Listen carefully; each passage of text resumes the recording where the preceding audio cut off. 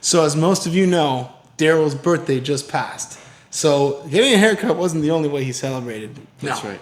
We watched his favorite movie of all time, and it might become one of my favorite movies of all time, Rebecca. This movie is, it's a Hitchcockian classic. It's incredible. I mean, so many twists and turns. I could never tell where the heck the story was going, especially in the ending. Like the last 15 minutes, just A lot happened. it's just one scene, and then the next one is just wait, what? Mind is blown. Mind is blown there, and then there, and then there, and then it's just an amalgamation of explosion in your brain in a 40s neo noir, and it Yes. might be the original neo noir.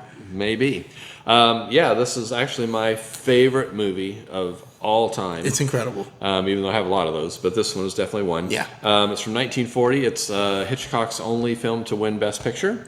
And it stars Joan Fontaine as our nameless protagonist and Laurence Olivier as Max de Winter.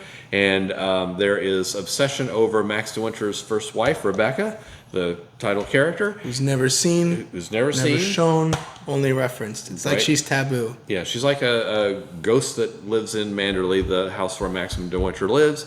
And Joan Fontaine is this kind of mousy woman who meets him, and they fall in love, and they get married, and then she has to take over the house and deal with who I think is probably the best villain ever, Mrs. Danvers. She's phenomenal. Who is obsessed with the first Mrs. de Winter, Rebecca, and does not like this new person coming in at all, and makes no bones about it. She's just a mean person.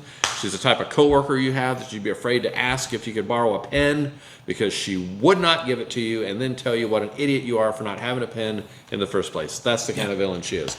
But there's lots of great cinematography in here. Oh my God, the story the lighting, is great, full of suspense. the lighting, the framing, just the setting, it's unbelievable. I mean, gorgeous cinematography. Probably the best aspect of this film. And that's saying a lot because the story is incredible. Yeah. So, yeah, it's based on Daphne du Maurier's novel, which is also my favorite novel. And Daphne du Maurier has had a couple of Hitchcock films. She wrote the story that The Birds is based on. She wrote Jamaica Inn, which was one of Hitchcock's earlier movies, and so on. Just a great author, but this is the Criterion Collection that I had to have just to keep my favorite movie on it. But if you like gothic romance, if you like stories about, mousy people with low self-esteem who have to pull themselves up, to overcome evil. This is a great story for that. Yes, it's great. It's also about nosy white people, if you want to say it like that. What isn't about nosy That's white true, people? but she's so nosy for no reason, and it really bites her right in the face. Not in the ass, right in the face. Oh my God! When the movie picks up, it's just phenomenal. I can't think of another word. There you have it. So I highly recommend Hitchcock's Rebecca from 1940. So if you get a chance, check it out. Yeah, I'm giving it a 9.8 out of 10.